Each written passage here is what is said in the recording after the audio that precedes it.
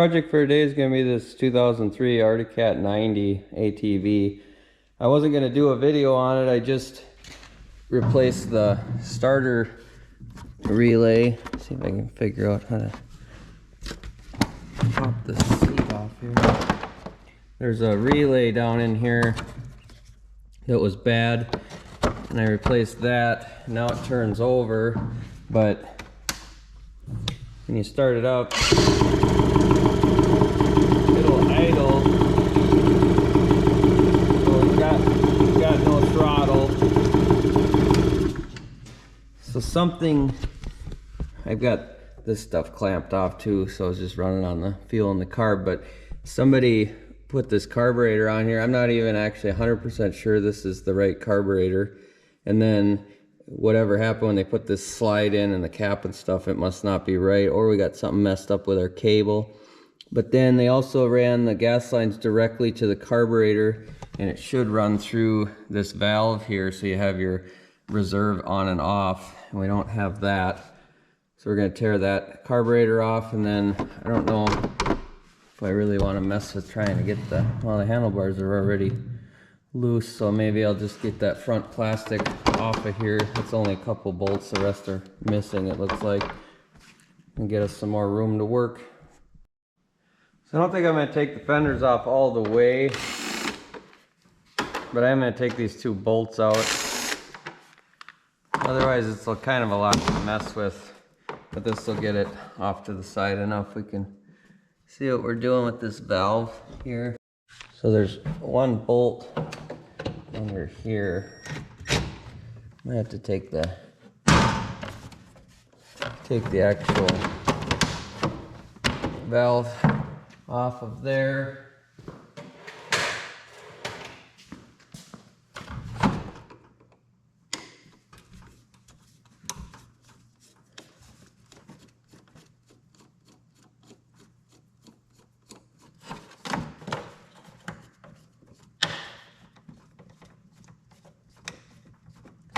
I got long threads in that one.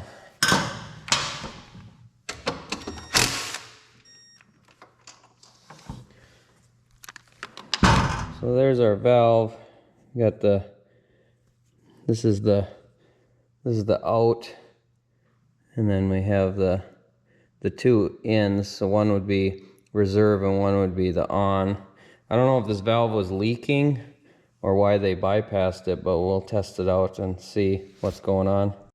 So I just put the knob back on and I turned it up to where reserve would be, and I blew air through this line and it comes out the out. So the bottom one is the reserve and the top one is the on. All it is two different levels in the fuel tank. One line is down low for reserve and the other one's just up a few inches for the regular on. So now that we got that off of there, I'll tear the carburetor off. We'll pull this fuel line off first. It's not really the type of fuel line you want to use on ATV either. We'll put some good line on there.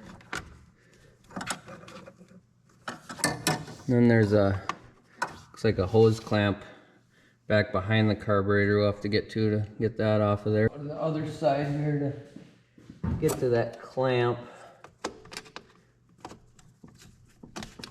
Doesn't look like it's the correct clamp for it either. It's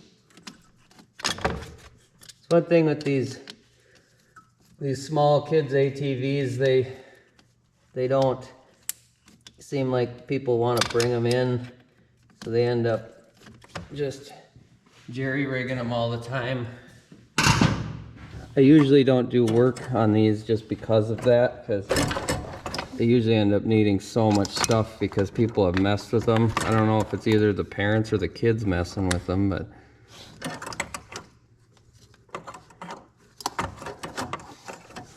I'm leaking a little bit of gas.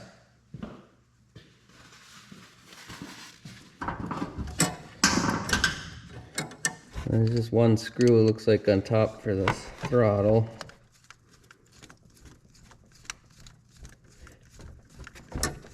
And these ones have a automatic choke. So that was just this wire here that was unplugged, or I unplugged it.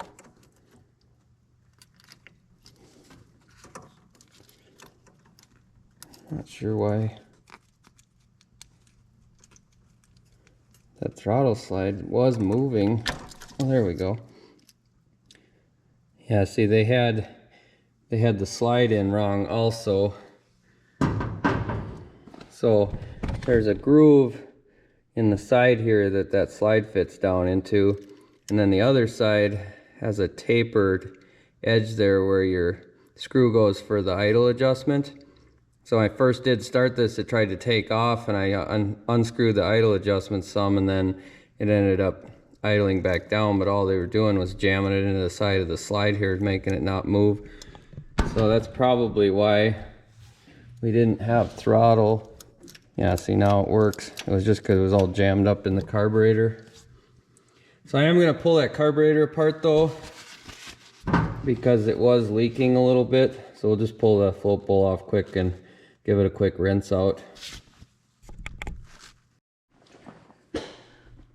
We'll just pull these 4 screws out for the float bowl.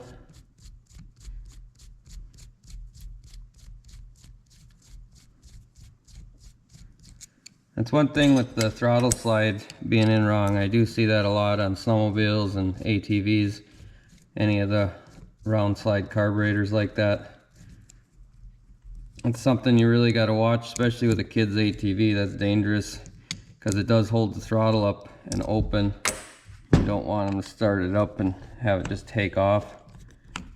It's not the easiest thing to get shut off right away if it does try to take off. This one's an automatic with no gears, so as soon as you hit the gas, it starts to go.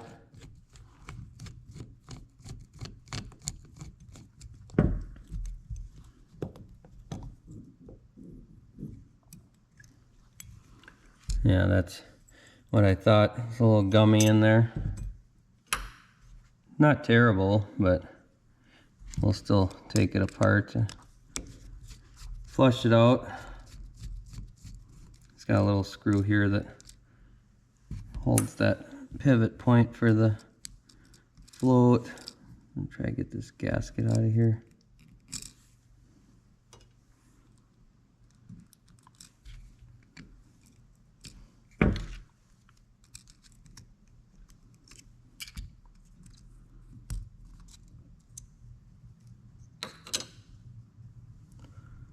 And that needle looks a little bit worn on the end, but it should still seal. I think it was just getting some gunk in there. There's a little bit of water in there actually too. I can tell it kind of looks like a bubble more than gas, just kind of lays flat, doesn't have any like surface tension. So we'll get that rinsed out and then we'll carry on. So I've shown this lots of times on the channel before with cleaning carburetors, but I did remove this main jet and the pilot jet here, and then there's an adjustment screw. You just got to make sure you count the amount of turns that it was adjusted to. And any orifice basically that has a hole in it, you want to make sure that it's clear. A lot of people, they'll take the carb apart and spray it out, but they're not actually putting like a piece of wire or something. You could use a small piece of wire to go through all these holes and then blow carb clean through everything. You gotta be really thorough because one little piece can make a huge difference on how it runs. Same thing with any moisture. You don't want any water in it at all. And we got that cleaned out. Let's see. Goes like that.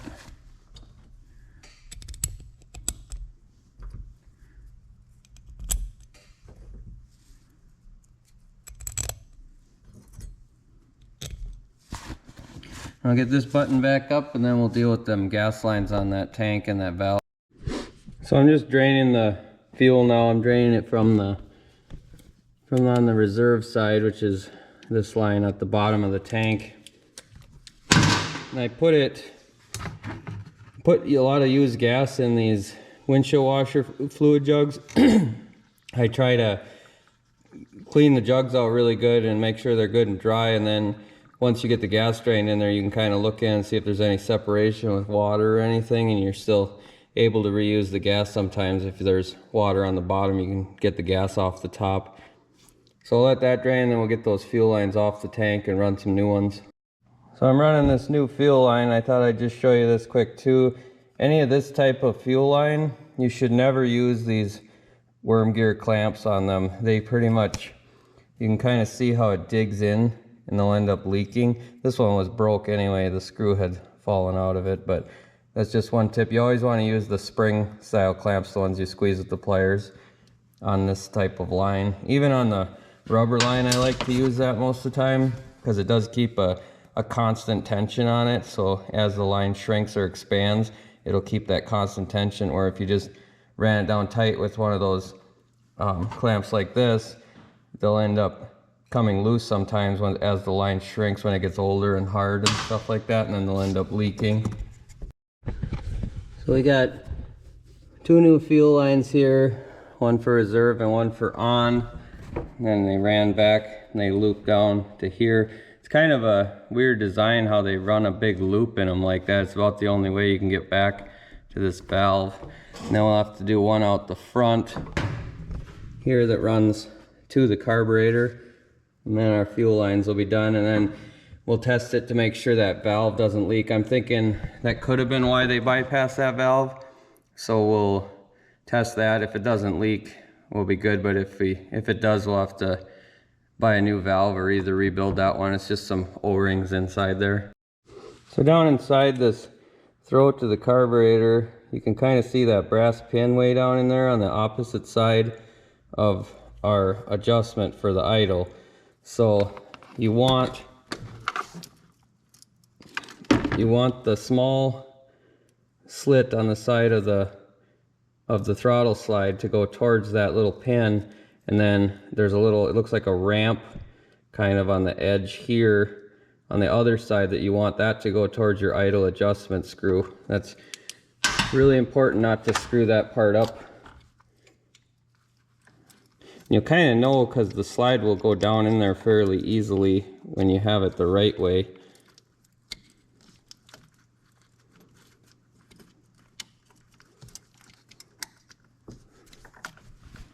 Grab our screw for the cover here. All right. Oh, there's my screwdriver. I'm hoping this slide didn't get damaged at all with it being in there wrong like that.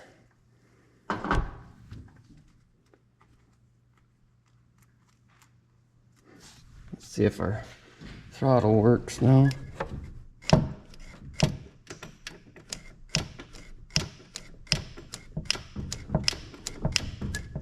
That seems okay. It's a little bit on the loose side. We'll have to adjust the cable a little bit.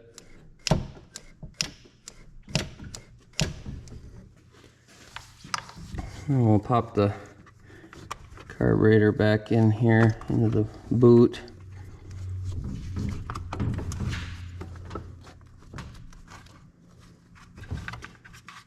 This little breather tube was off to the side.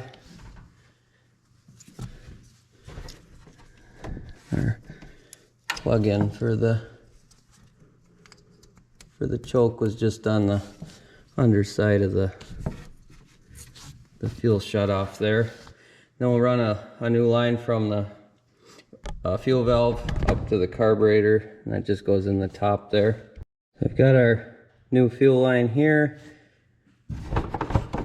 We'll set this, see if we can get this plastic to sit down like it should again. And then we'll get our air cleaner put on here. I'll have to find a clamp for that too. It's just one of these, and then it should have a clamp around it. I'll probably put it down like that maybe. Yeah, so we got that all on there. I did add an inline fuel filter to the line because I did look in the tank and there wasn't any filters inside the tank like a lot of four-wheelers have. And then the gas that I drained out, I'm gonna filter that through a coffee filter as I put it in, and that usually gets any of the the bigger contaminants out of it. It didn't look like it was too bad. If you look kind of through, you can usually see like a line of water bubbles in here if it does have water in it. So I don't think we had water in the tank. So I'm gonna dump that in through this and then we'll try firing it up. So I dumped that gas in there. I was just checking to make sure there's nothing leaking. I was the most worried about this valve. I was wondering if that was gonna end up leaking, but it seems like it's good for now. Nothing's wet underneath it or anything. So I guess the next thing we'll do is try firing it up. So I am gonna lift the back end up just in case the throttle sticks or anything. Put it on a jack stand so it can spin, doesn't fly off of my lift.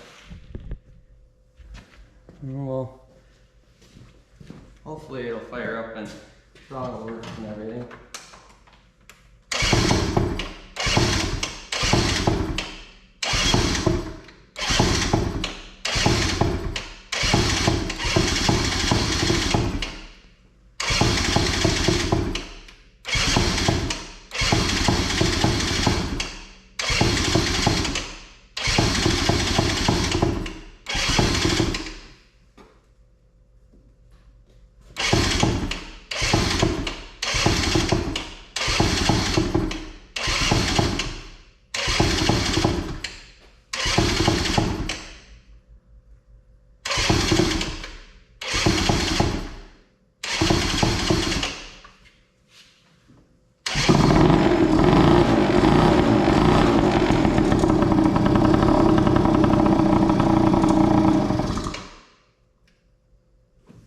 Adjust the idle a little bit.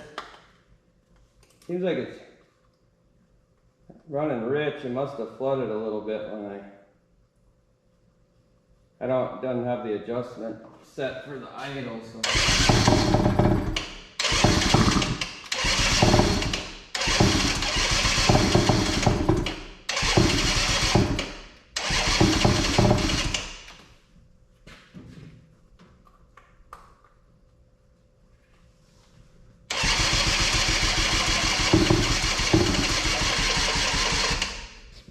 Have to throw the jumper pack on it. Those little batteries don't last too long. Pulled the plug out and it's really wet, so I don't know. We maybe just throw a new spark plug in it, see if that helps. Otherwise we might be low on compression is what's causing that. Sometimes the two-strokes will flood pretty easily when they first start. That gas I put in was actually fresh gas that I had put in earlier to test, so it's not like I put the old gas back in or anything. So I'll look up, make sure this is the right spark plug too, first of all, and then I'll put a new one in there, see if that helps. So this is the right plug, but I did notice the gap was pretty small, so I expanded the gap a little bit. We'll try that again. I got to dry it off. We'll see if it starts this time. And try it again.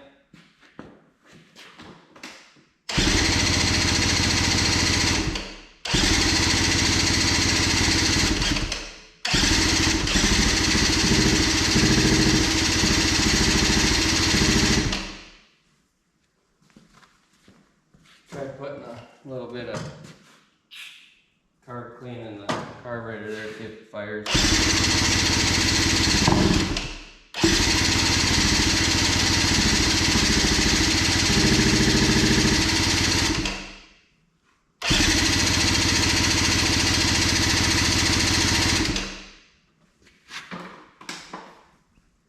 I'll check that plug again and see if it got wet again.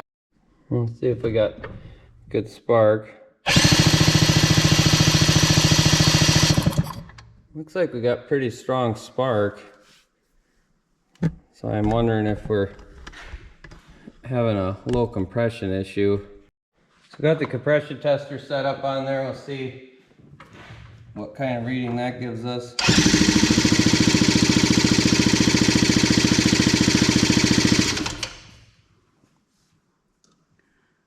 Looks like about 70, which is not great.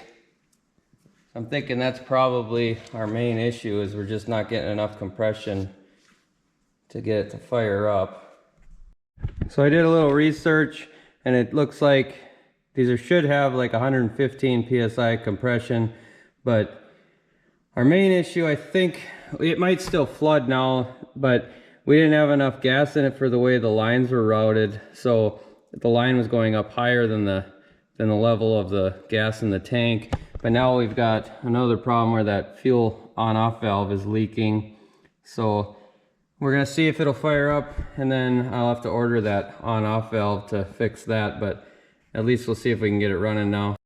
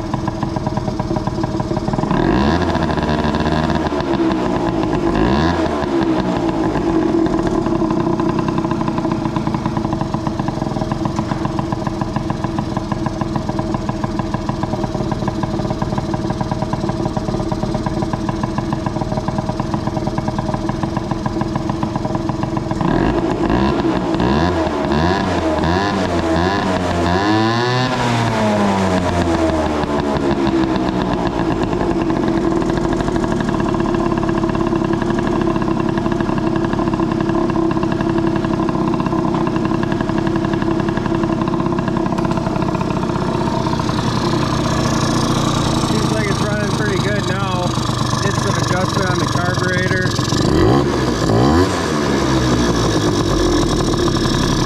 I do think it's loading up a little bit at idle, but that's kind of common for a two-stroke.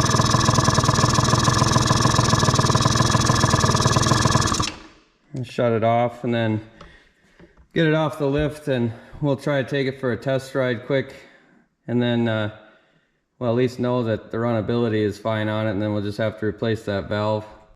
So I got it outside and it would barely pull itself.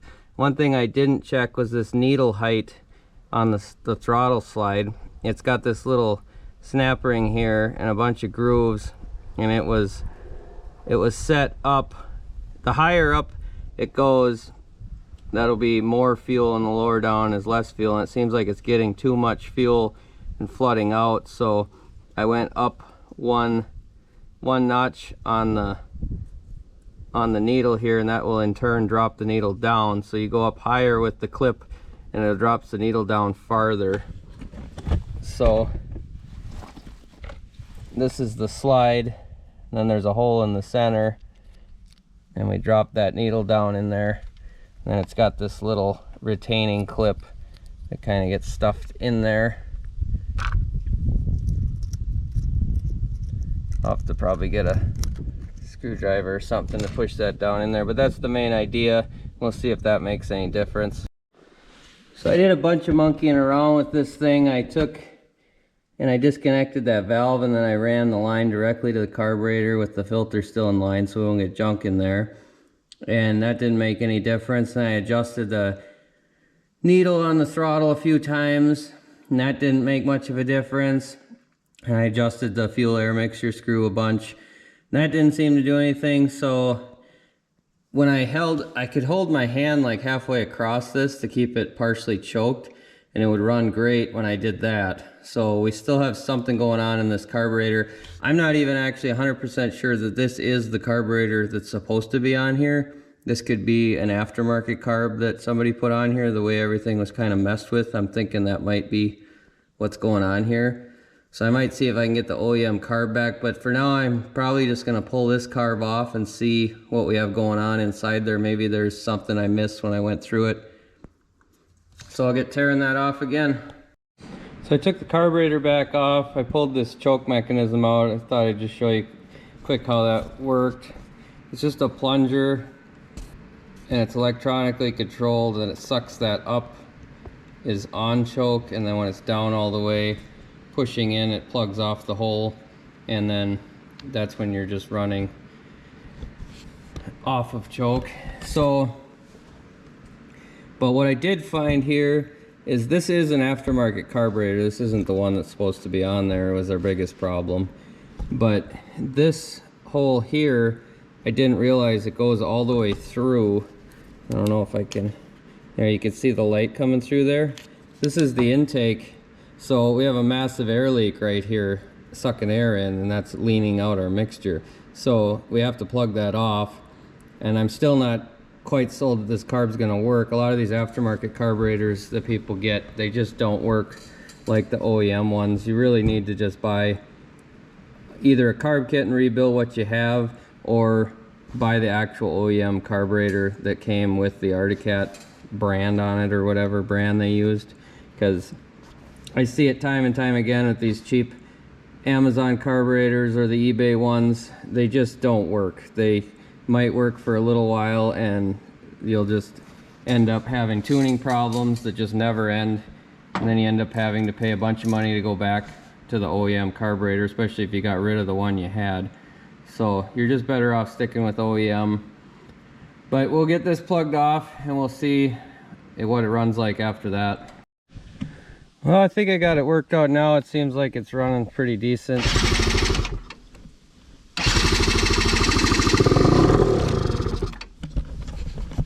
Seems like you gotta hold it quite a bit of throttle to get it started.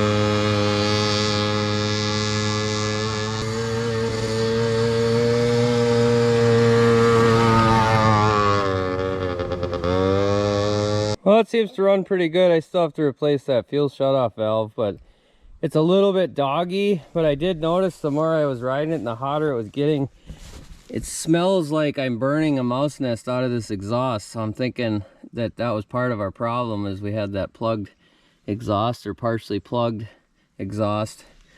But now it seems to be going pretty good.